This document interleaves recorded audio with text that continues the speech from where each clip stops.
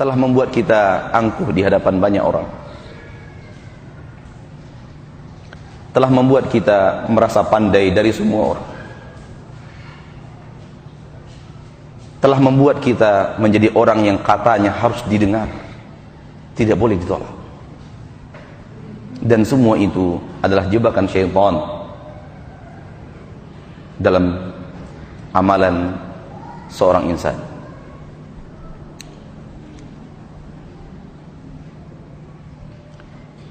Kembali kepada mensyukuri rahmat dan nikmat Allah, bahwa mensyukuri rahmat dan nikmat Allah itu suatu pekerjaan, suatu hal yang harus kita kerjakan. Dan kita diperintahkan untuk melakukan itu. Dan ketahuilah,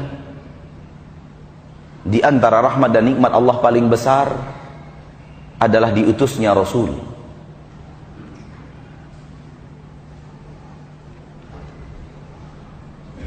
Tanpa Rasul, kita tidak mengerti bagaimana jalan ke surga.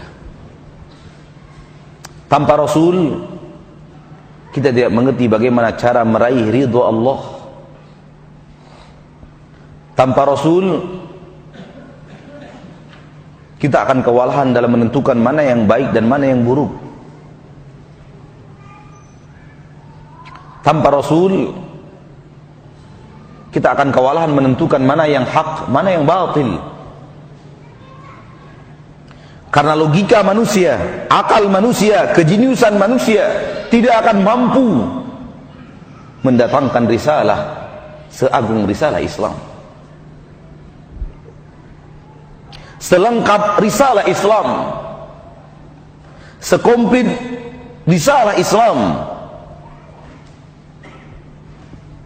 suatu hal yang wajib kita yakini, bahwa agama Islam dan syariat Islam bukanlah karya Nabi Muhammad sallallahu alaihi wasallam. Agama Islam bukanlah karangan Nabi Muhammad, sebagaimana yang dicoba oleh orang-orang orientalis dan murid-murid mereka dari kaum liberal untuk memasukkannya ke dalam pemahaman kaum muslimin, bahwa Al-Quran karya Muhammad.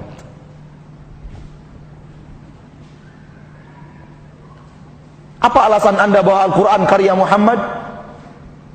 Coba lihat katanya, Muhammad itu memberikan gambaran-gambaran tentang surga. Apa yang dia gambarkan tentang surga?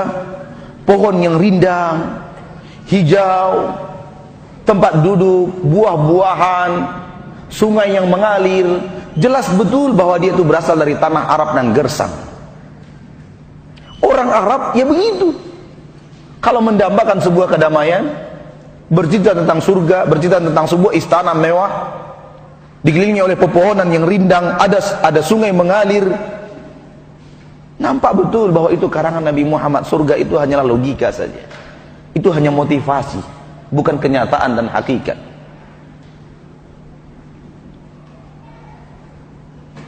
Karena Muhammad berasal dari Jazirah Arab. Jazirah Arab itu kering dan tandus, tidak ada sungai di sana, tidak ada pepohonan-pepohonan besar di sana. Maka Muhammad memotivasi orang, kata mereka, dengan sungai, dengan pepohonan dan rindang, dengan kehijauan. Tanyakan kepadanya, anda kalau mau mencari tempat yang indah, mau kemana? Mau ke gurun pasir? Baiklah, kita terima anda mengatakan Nabi Muhammad dari orang Arab. Arab adalah gurun pasir dan tandus. Kita terima itu untuk sementara waktu dalam berdiskusi. Sekarang anda yang berasal dari Indonesia, anda yang berasal dari Bogor, anda mau tempat yang indah, anda mau cari tempat seperti apa? Bingung juga dia jawabnya, selain yang digambarkan oleh Al-Quran.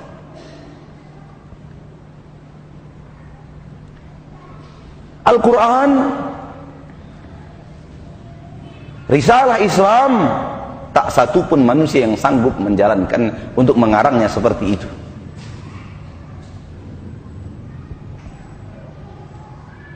Qul la in istama'atil jinnu wal ins ala an ya'tu bimithli hadzal qur'ani la ya'tuna bimithlihi walau kana ba'dhuhum li ba'din zahira. Katakan wahai Rasul, seandainya berkumpul seluruh manusia dan jin, saling bahu membahu membangun kekuatan untuk menciptakan seperti Al-Quran, mereka tidak akan sanggup. Satu Al-Quran tidak akan sanggup diciptakan oleh seluruh manusia dan jin. Di sana ada profesor-profesor mereka, di sana ada para cendekiawan mereka, di sana ada para pujangga, para puitis. Ciptakan seperti Al-Quran, tidak sanggup. Bahkan Allah menantang satu surat, Qul in kuntum fi raibin mimma nazzalna ala abdina fa'tu bisurah bisuratin min mithlih wad'u syuhada'akum min dunillah in kuntum shadiqin. Katakan wahai Rasul kepada Quraisy, kalau kalian ragu tentang apa yang kami turunkan kepada hamba kami yaitu Muhammad, maka buatlah satu surat seperti yang diturunkan oleh Allah kepada Muhammad itu. Wad'u syuhada'akum, panggil seluruh yang bisa membantu kalian, panggil seluruh yang bisa mendukung proyek pembuatan Al-Quran satu surat min dunillah, selain Allah, in kuntum shadiqin, kalau memang kalian itu jujur dalam ungkapan kalian Muhammad mengarang Al-Quran. Tolong buat satu surat. Enggak bisa. Musailamah Al-Kadzdzab mencoba untuk menerobos tantangan ini. Dia mengatakan dia dapat wahyu. Ketika dia tanya oleh sahabatnya, wahai Musailamah, apakah benar wahyu telah turun kepadamu? Ia mengatakan betul, tolong bacakan kepadaku wahyu itu. Dia pun membaca wahyu yang turun kepadanya tadi malam. Berhubung di dalam Al-Quran ada surat Fil, ada surat Al-Ankabut, ada surat An-Naml, semua nama-nama hewan. Dia pun memilih nama hewan untuk surat itu. Namanya surat kodok. Surat Difda'. Dia pun mulai membacakannya. Ya Difda'u bintu Difda'aini niqi ma taniqina a'laki fil nari a'laki fil ma'i wa asfalaki fil tin. Wahai kodok, anak dua kodok, meloncatlah kemanapun kamu mau meloncat. Bahagian atasmu ada di air, bahagian bawahmu menyentuh tanah.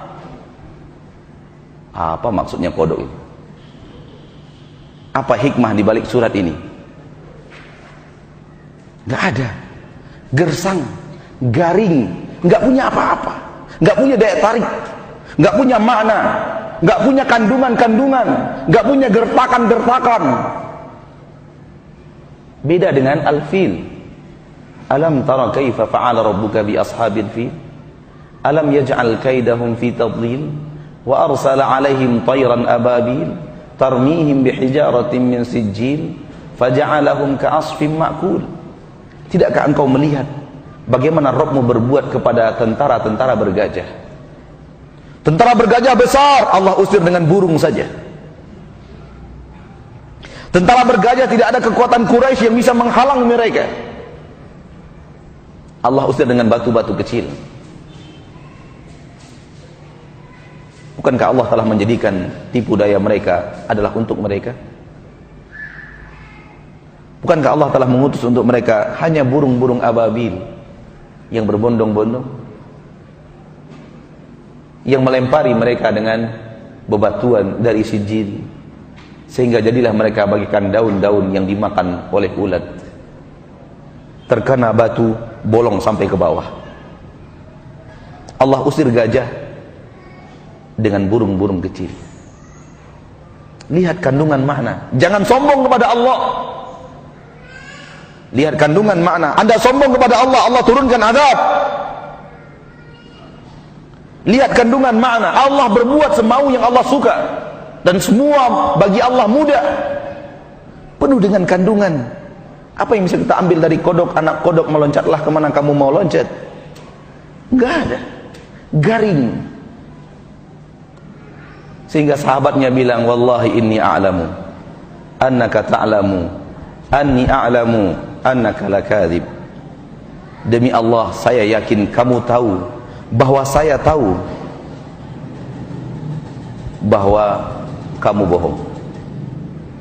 Kamu pasti tahu, saya tahu kamu pembohong.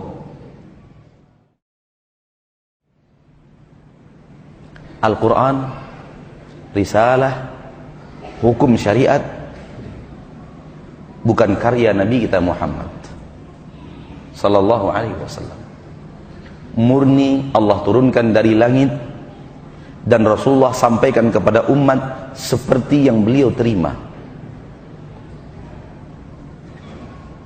Di dalam surat Al-Haqqah Allah berfirman, walau taqawwala alaina ba'dal aqawil la akhadna minhu bil yamin thumma laqata'na minhu al-watin fama minkum min ahadin anhu hajizin. Seandainya Muhammad mengarang atas nama kami sebahagian perkataan, kami akan ambil dengan tangan kanan kami, kami akan ambil dengan tangan kanan kami, lalu kami akan putuskan urat nadinya. Tak seorang pun di antara kalian yang bisa menghalangi kami untuk melakukan itu. Andai Nabi Muhammad mengarang. Akan tetapi yang realitanya bukan seperti itu. Nabi Muhammad mendapatkan wahyu dan menyampaikan seperti yang beliau terima. Dalam surah An-Najm, wa ma yantiqu 'anil hawa in huwa illa wahyu yuha. Muhammad tidak pernah berbicara melalui hawa nafsunya. Semua itu adalah wahyu yang diwahyukan Allah kepadanya. Apa manfaat dari keyakinan yang wajib tertanam di dalam jiwa kita bahwa Rasul penyampai, bukan pengarang. Syariat bukan berasal dari Rasul. Syariat berasal dari Allah Rabbul Izzati wal Jalalah, pencipta manusia. Apa manfaatnya? Manfaatnya agar kita merasa, agar kita sampai kepada kita keyakinan kita tidak berhak mengarang soal syariat. Syariat bukan apa yang diinginkan, apa semata-mata seperti apa yang diinginkan Nabi Muhammad. Syariat bukan karangan Nabi Muhammad. Nabi Muhammad tidak berhak mengarang soal syariat. Kalau Nabi Muhammad, manusia terbaik di permukaan bumi, manusia paling saleh, manusia paling bertakwa, tidak berhak mengarang soal syariat, berhakkah Anda mengarang soal syariat? Membuat sesuatu yang sesuka Anda, semau Anda, setenang yang Anda inginkan, selezat yang Anda suka, panduan-panduan yang Anda buat sendiri, cara beribadah yang Anda lakukan sendiri, yang tidak ada tuntunan dari Rasulullah SAW, tidak ada wahyu yang berbicara tentang itu. Dari mana Anda mendapatkan hak untuk mengarang itu? Siapa yang memberi izin kepadamu? Jibril mana yang turun kepadamu? Risalah apa yang kamu dapatkan?